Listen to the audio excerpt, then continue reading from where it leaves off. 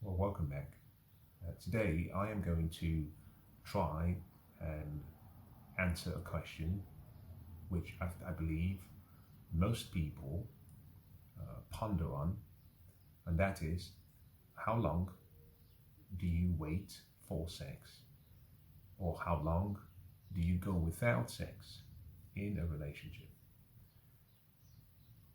This question perhaps draws some similarity with something that I heard many years ago. I believe I was driving. I was listening to the radio, and there was a young woman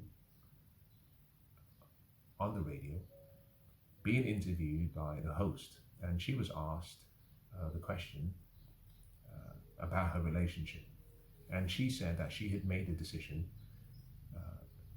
to take sex off the table in the relationship.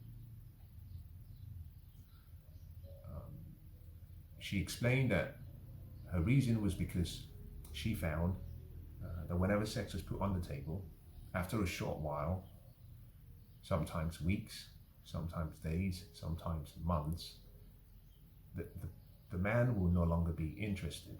And so she felt that in order for her to develop some meaningful connection, that it was important to take sex off the table because she felt that that would be the right way to resolve the conundrum that she faced. Now, based on that question, I had an interest in that, and I listened. Without going any further with the story, there were two or three things I took out from that conversation. The first, and these were questions that came to mind.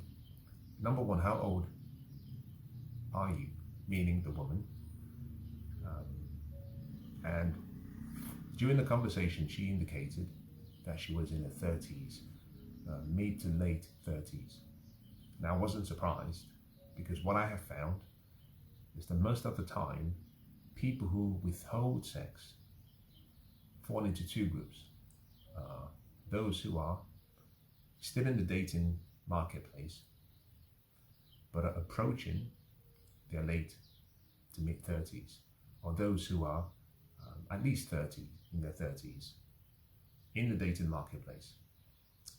In the marriage marketplace, you find that across all age groups, but usually amongst people who have either achieved what they wanted to achieve, whether that be marriage or have kids, and so that there is no incentive. Now, to answer the question that I started today's session with, which has to do with how long do you wait, or how long do you go without?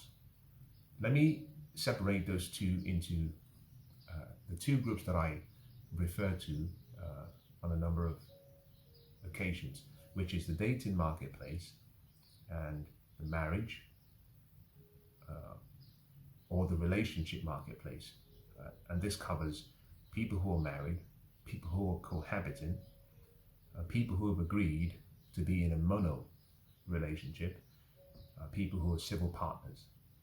So two separate groups. Now let's start with the first, which is how long do you have to wait? Now, remember that dating for men, the reason we go on dates, the reason we ask you out, women, is because we want to have sex. In the dating marketplace, sex equals dating, or dating equals sex.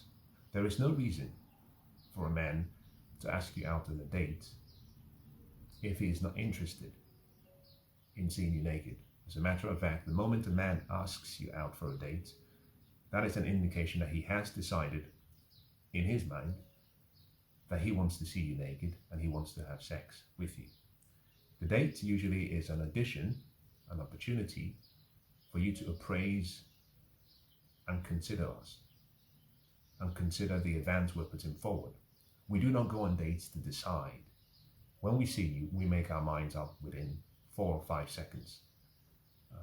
Therefore, when we go on dates and when we pay for dates, it's a payment in kind. We're paying for something as a down payment, hoping for sex. what this simply means that in the dating marketplace, one of the questions most men always keep in mind is, how long will I have to wait? How long will I have to go without sex? And I usually have a position which is,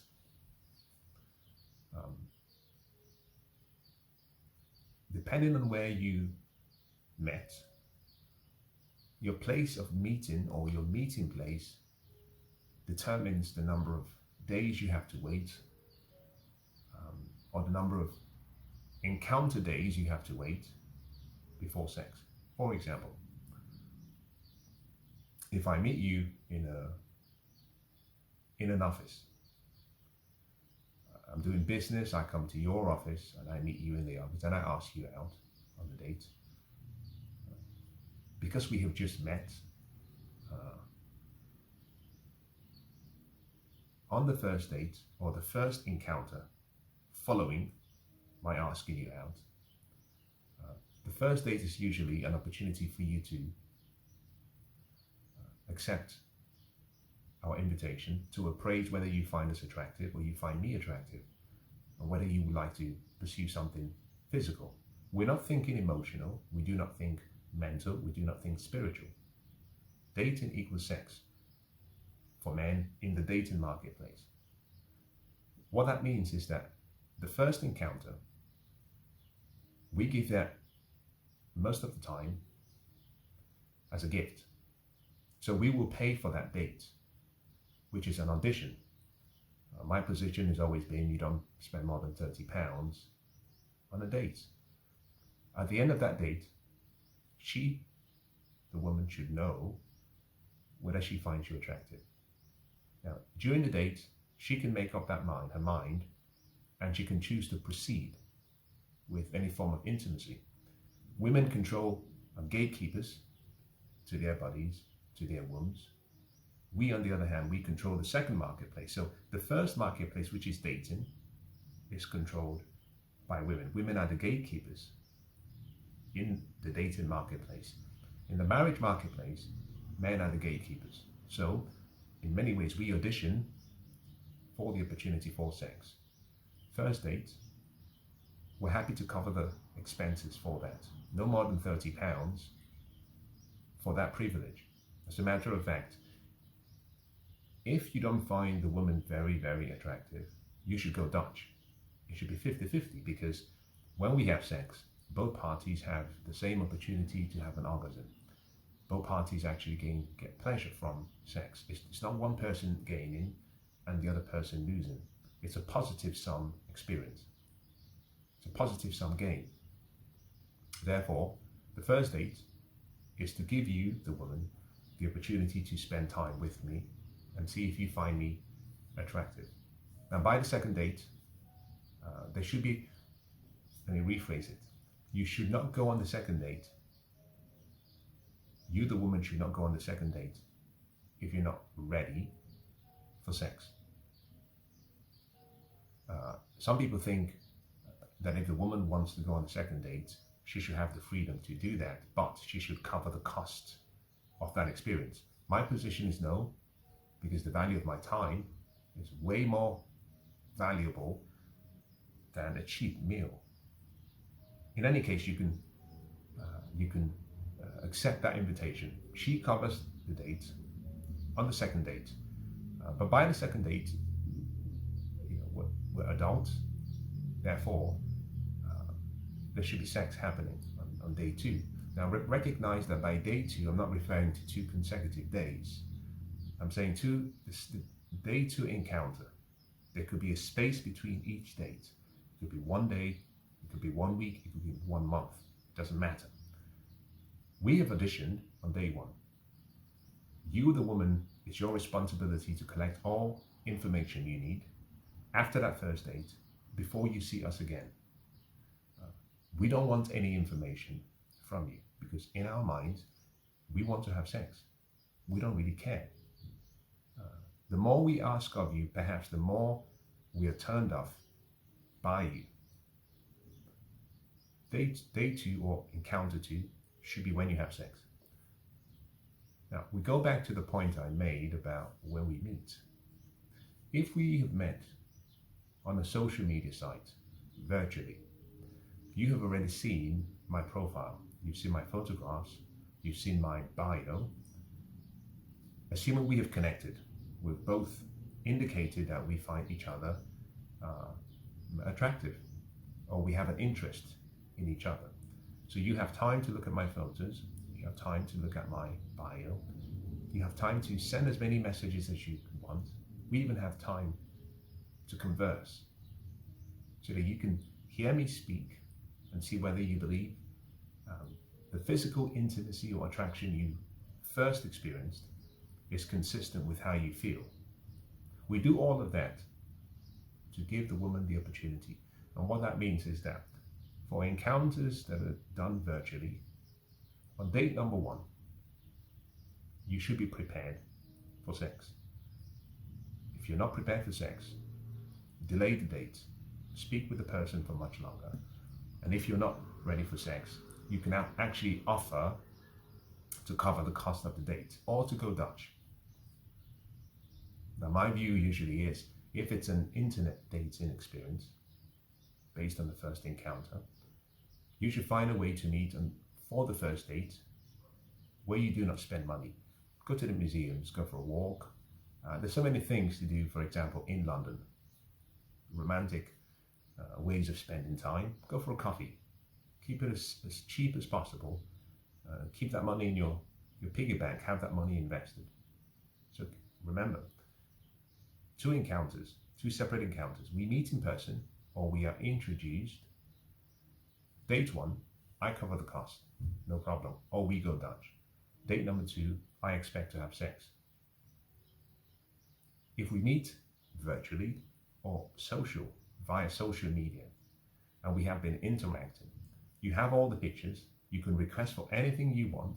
We may have spoken by written communication, or we may have spoken by voice, which means on day number 1 or date number 1, the man should expect sex. If after date number 1, there is no sex, having met virtually, on date number 2, you should make it very clear what your intentions are. Very clear. Stop wasting time.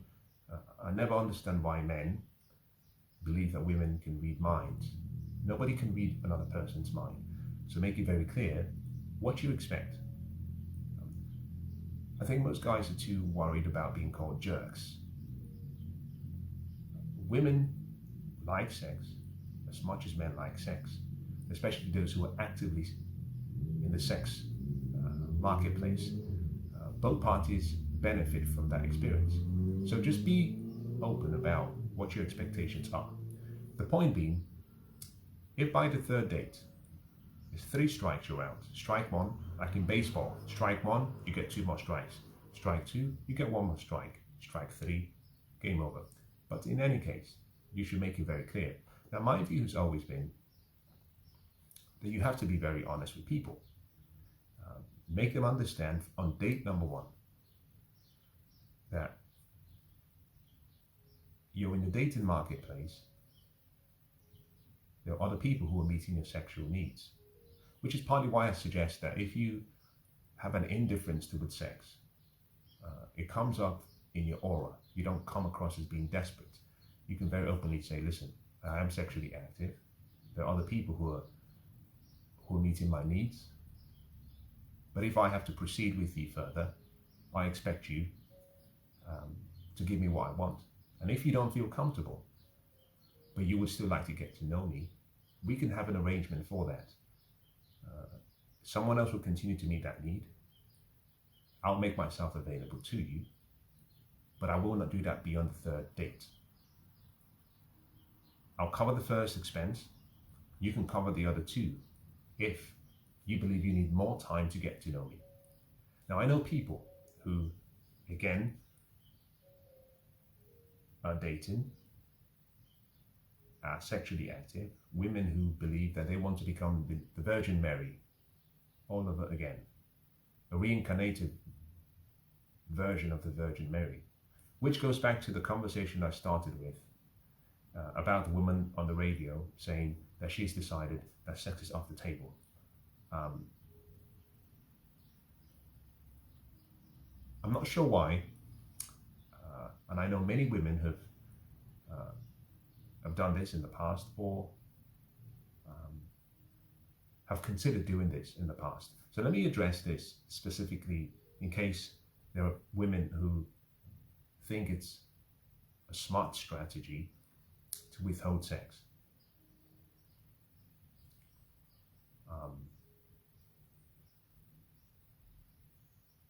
Generally speaking, and this is a general statement,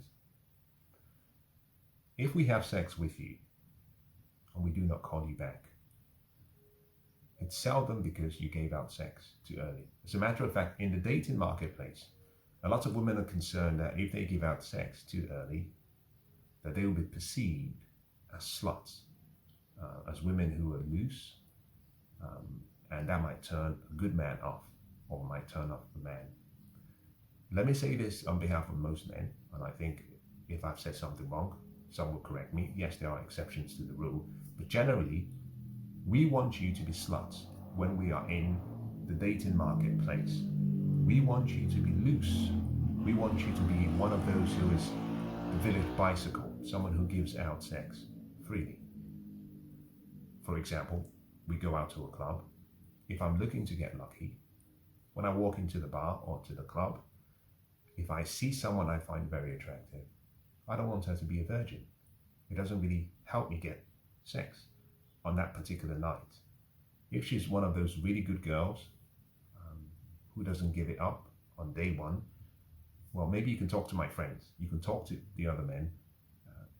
I have come out with the intention of having a need met. So I'm looking for those who are happy to give it up for free. The mistake most women make is they think that being slutty or being sexually liberated and free is a turn-off for men who are in the dating marketplace. It isn't. Men in the dating marketplace simply want sex. We want as much sex as we can get from as many partners as we can get. We don't judge you based on how freely you give up sex.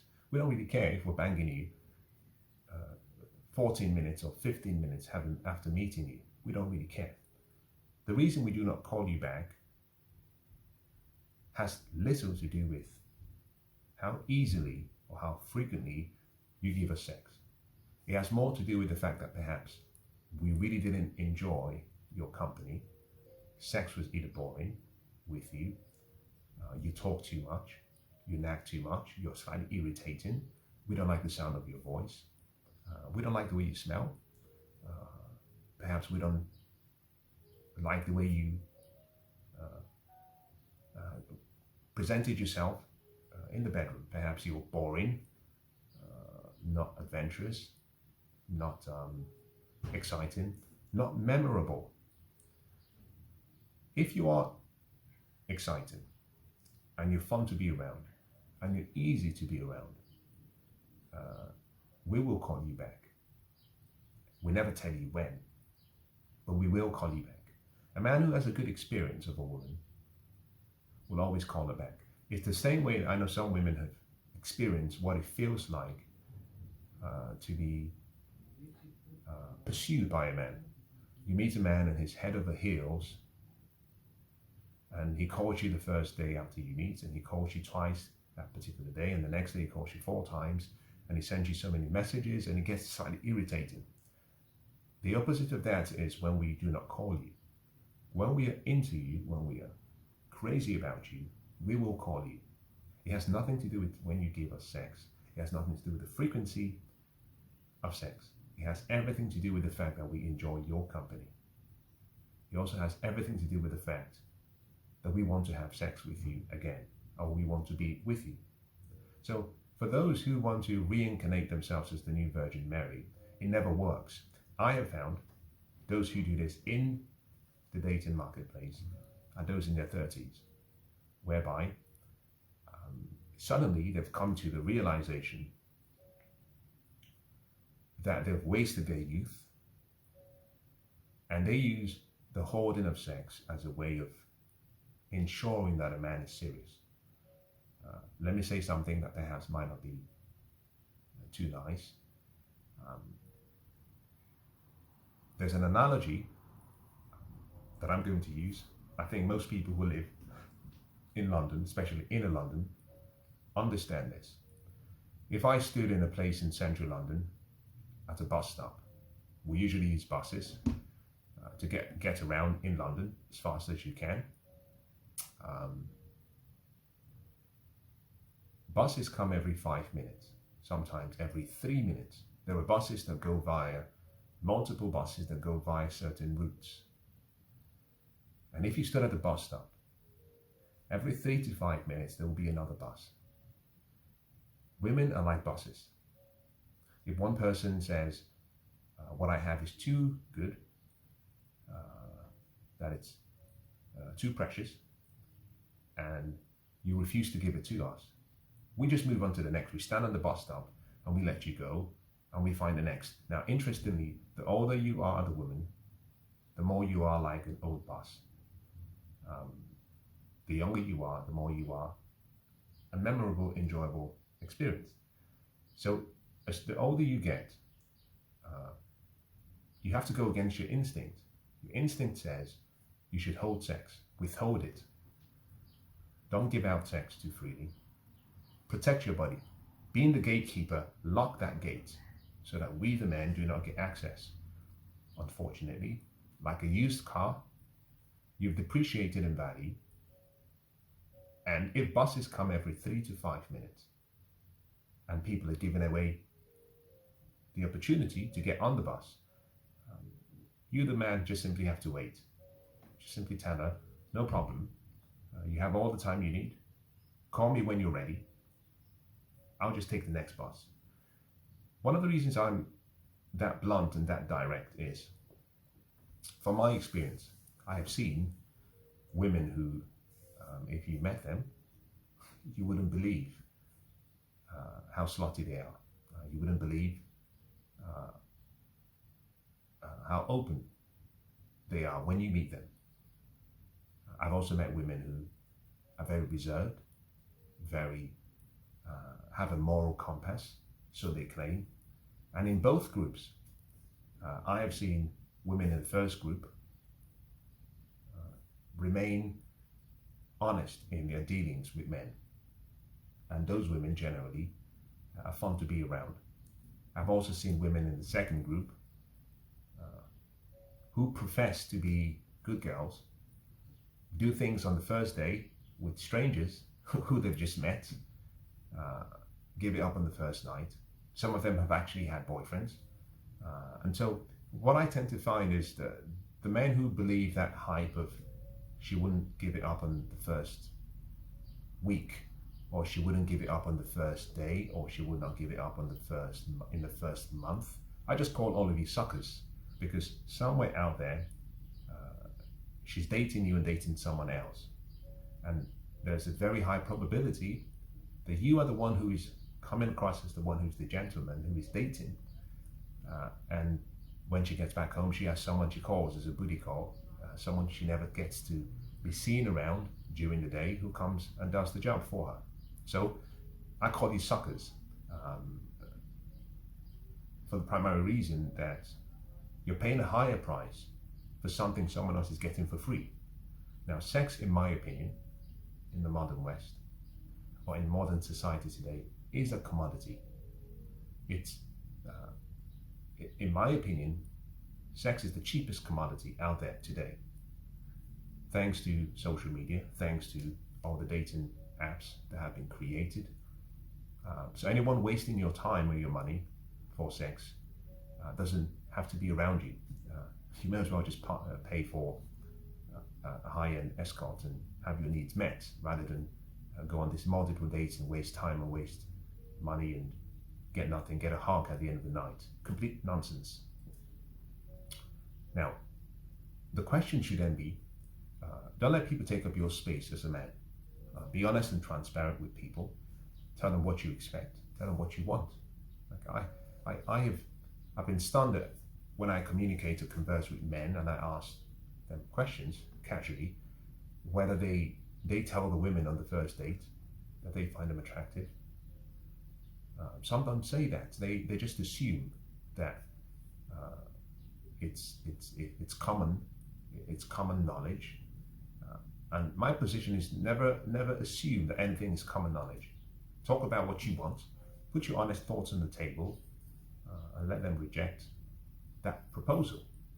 If they reject you on day one, they've saved you and her all that time and effort and money. Just tell her what you want. If you expect to have sex on the first encounter, tell her what you like. The worst that can happen is she says, I'd love to, but I think I like you and I don't want this to be one of those experiences where you never come back. In which case you can move to date number 2 and say, fine, no problem. I'm more than happy to give you the opportunity to get to know me first, but it wouldn't exceed 3 encounters. And for the next 2, you get to pay. Very simple. Now, you can also say, listen, I have 4, be very, very frank. You don't have to say this, but keep this in mind. You need to have about 4 or 5 people spinning simultaneously. So when you meet someone for the first time, you be very frank and say, well, someone else is meeting that need. So if you refuse to give it up, someone else will be doing overtime for you, but recognize that they can't do that forever. And I'll move on very quickly. Now, why am I explaining all of this? This is when you've met someone during the introduction stage. I know people who have gone past the introduction phase. I talk about the stages of a relationship. Introduction usually is the first. The second is conversation and communication, where you guys are already talking. And number 3 is when you start intimacy. Now, sex has not come in yet. Sex comes as part of number 3, but later on. It could be intimacy first before sex. For some people, it's sex before intimacy. But assuming you're in a place whereby there is already intimacy, and it's a week or 2 weeks, and she's already demanded. I know people who've already started to demand that this is a mono relationship. Now let me say something. You cannot have a mono relationship when you're not having sex. It doesn't even meet that definition of monogamy. You are only in a mono relationship if you're having sex. If you're not having sex, you the man, you are a free agent. And make it known, I'm a free agent. Someone else will meet this need. You can hold off as much as you want. I will pay nothing for that privilege of you taking me on the journey. Whenever you're ready. We've done the first date, we've done the second date. Whenever you're ready, you have my number, give me a call. Until then, someone else will meet that need. And just stop all these long dates and sitting there for 2, 3, 4 hours. Personally, I don't think you should be on a date for more than 30 minutes. At best, 1 hour. The reason being, the way I look at dates is, I'm paying for your time.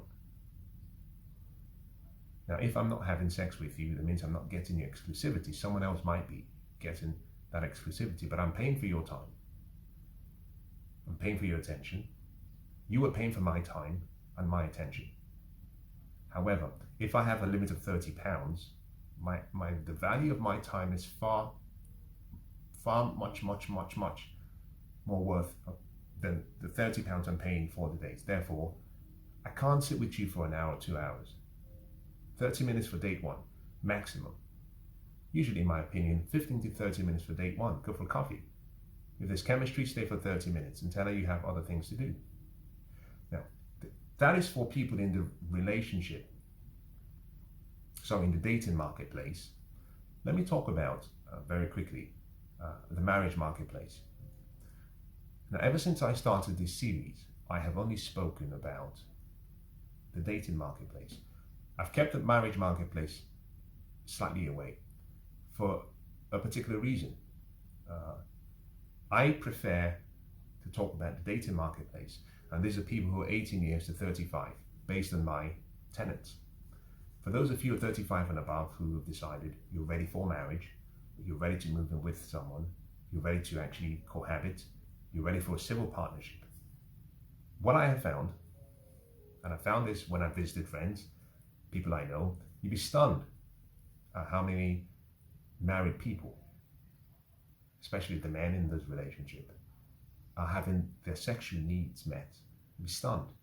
The people who have sex once a month, once a week, once every 3 months. So the question is, okay, I've dealt with how long should you have to wait in the dating marketplace. The second question now is, how long should you have to endure having no sex? How long should you have to endure having no sex when you are already in that relationship? I'm going to come down very, very, very blunt. I am of the view that before a relationship begins, so let me go back. Stages of a relationship. Introduction, stage 1. Stage 2, you go through what I call conversation and communication. 2, 3, intimacy and sex. 4, the relationship begins. Number 5, you go through a process where you commit. Commitment. Number 6, dedication. Number 7, this is where marriage, moving in together, or civil partnership begins. Most of us mix all those stages up for some reason. In any case, if you are married and you are in a relationship, mono relationship, I have been always of the view that both of you should sit down before the relationship progresses from sex and intimacy to the relationship stage. Sit down and address the expectations both of you have, particularly surrounding sex.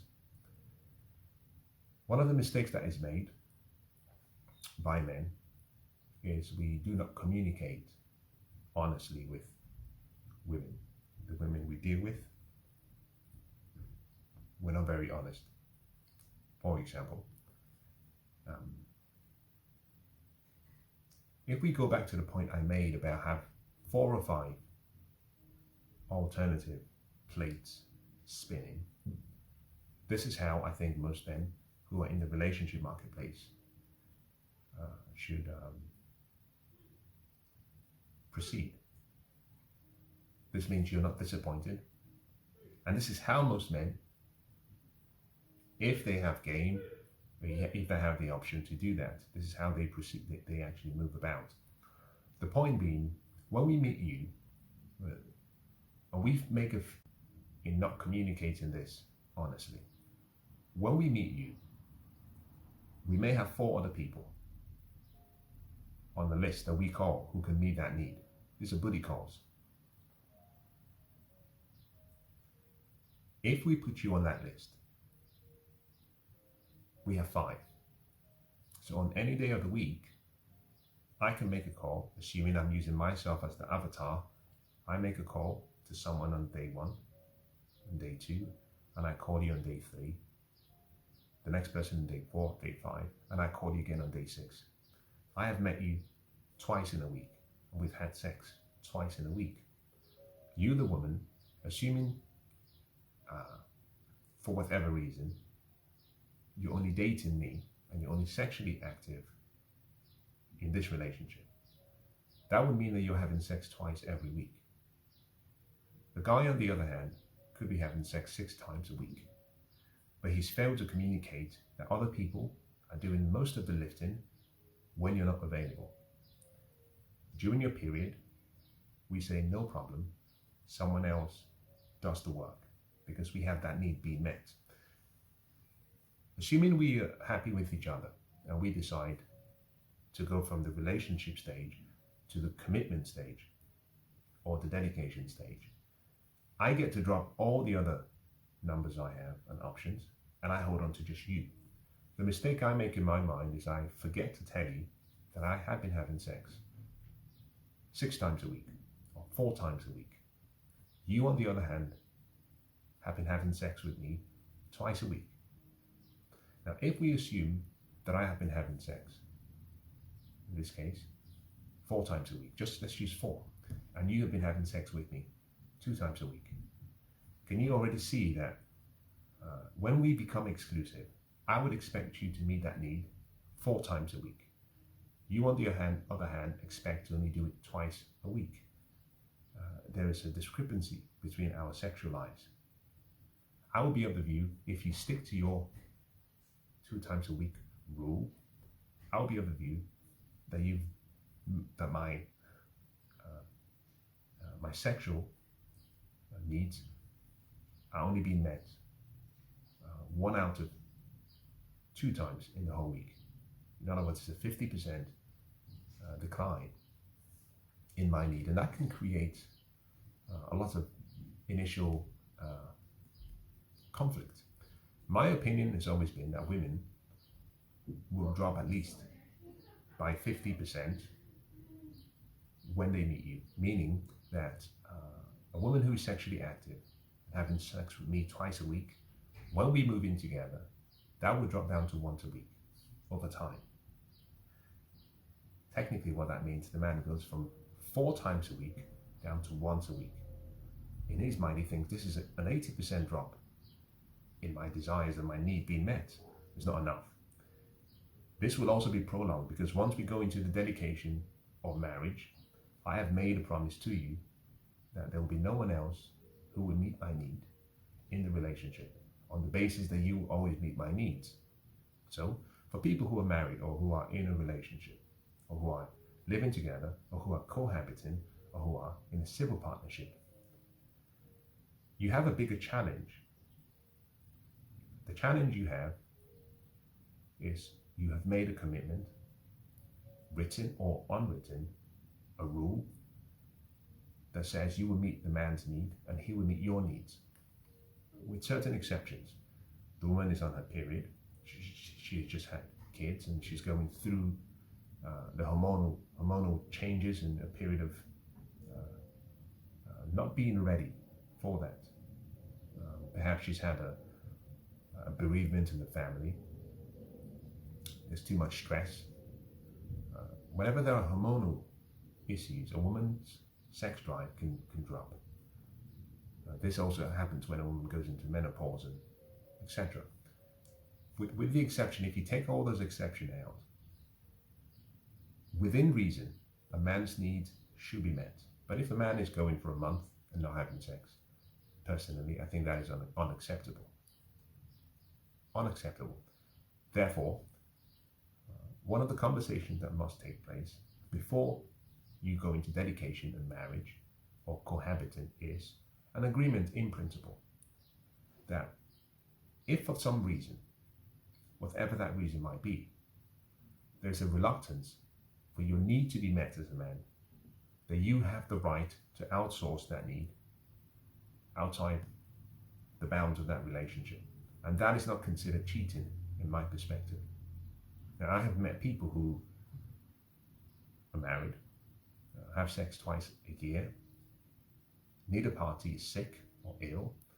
Neither party has gone through a bereavement. The woman just does not want to have sex. The man, on the other hand, effectively becomes a prisoner. He says, well, what can I do? I've made a promise to stay within the bounds of the relationship. She's the only one who actually has the ability to meet that need. She has the monopoly in sex and she refuses to have sex. I think in such scenarios, there should be an exclusion that says that need will be outsourced. Think about it this way. You cannot go without food. You have to eat. When you come back home, if your significant other, whether you are a man or a woman, says we have no food at home, both of you would agree that the best thing to do will be to find a restaurant. Find a restaurant nearby. Sometimes you might go out to a lovely restaurant, but even if you're perhaps it's a weekend and you don't have time to dress up and go out, you might order a takeaway, have it delivered to your house, but you have to eat. In the same way, sex is like eating for men. Ejaculation is synonymous with urination. We have to use the bathroom. If your bathroom is being renovated, refurbished, remodeled, no problem. We can go down to the local pub and we can have that need met. We can do that. We can come back easily, no problem. There is no emotional connection with the local pub toilet. We just needed to ejaculate. Similarly, if you, the woman, cannot meet that need, the man reserves the right or the option to have that need outsourced. That is not cheating in my perspective. Why? Because one person has come to the table in bad faith. You have fidelity and infidelity is a term that needs to be redefined. If we are in a relationship, we go into that relationship on the bounds of fidelity. The unspoken and the spoken terms have to be met. And one person cannot hold the other person hostage. Infidelity is made moot when one party says, I will not meet that need that you have, although I can meet that need. The whole thing of I don't feel like, I'm not in the mood,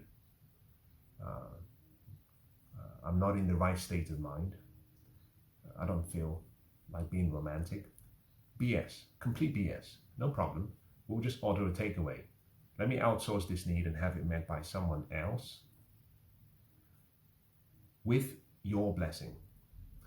And if you do not like it, without your blessing.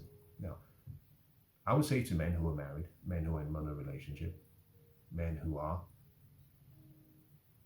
cohabiting, civil partnerships, you should tell the woman. Tell her what you want. Tell her what you expect.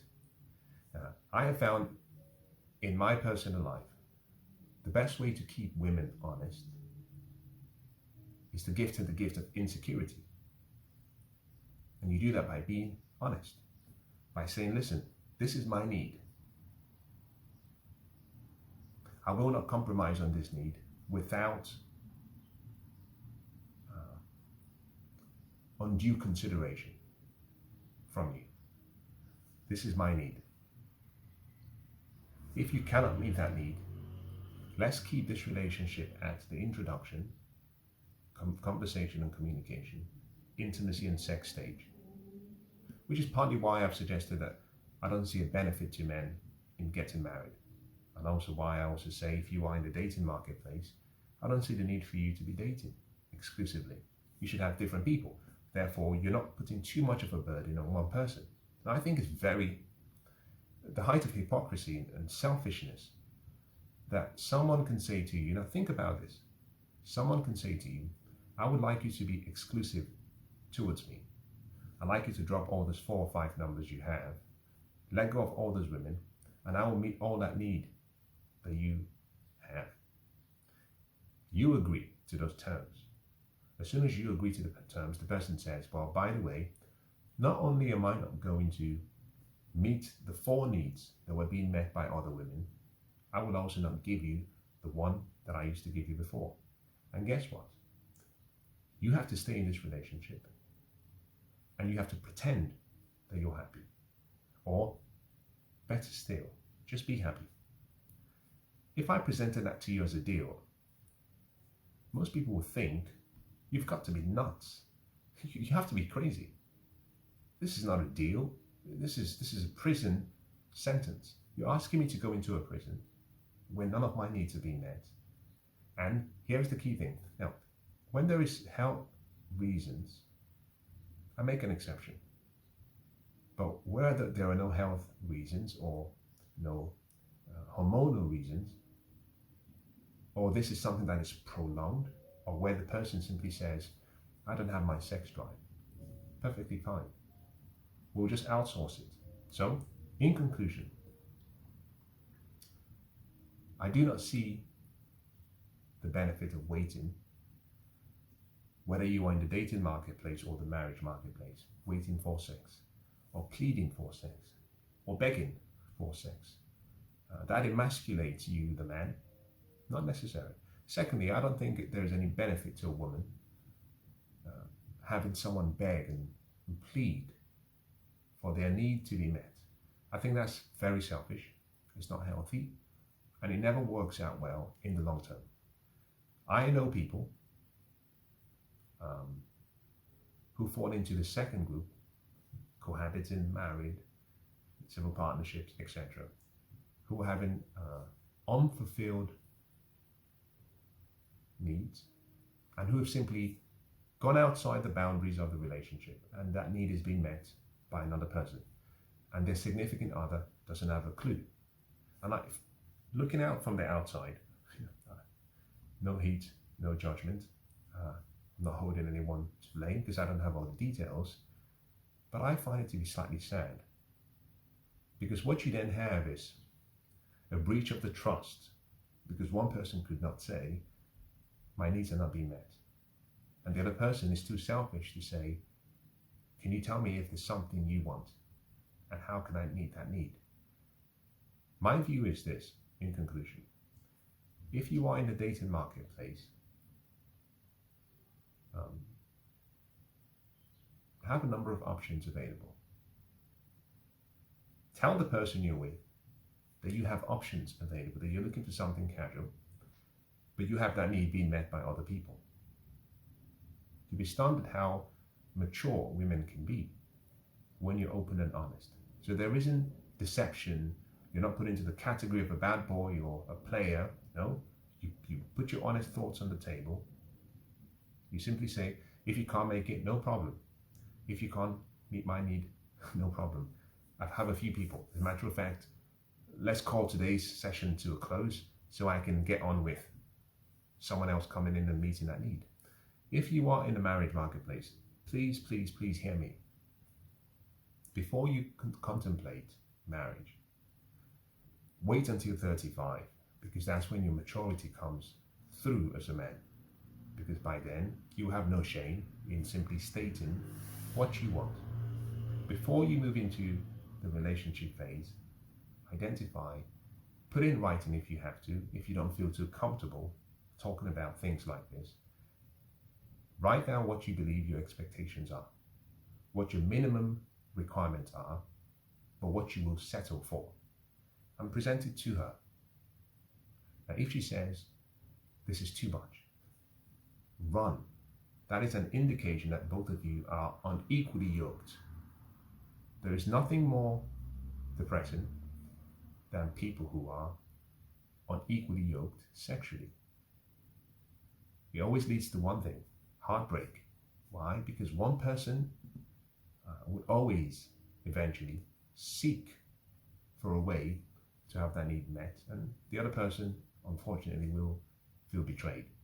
All of that can be avoided if people, you the man, take control, remain in charge, be assertive, and be honest, and talk about what you expect from the relationship, and particularly sexually.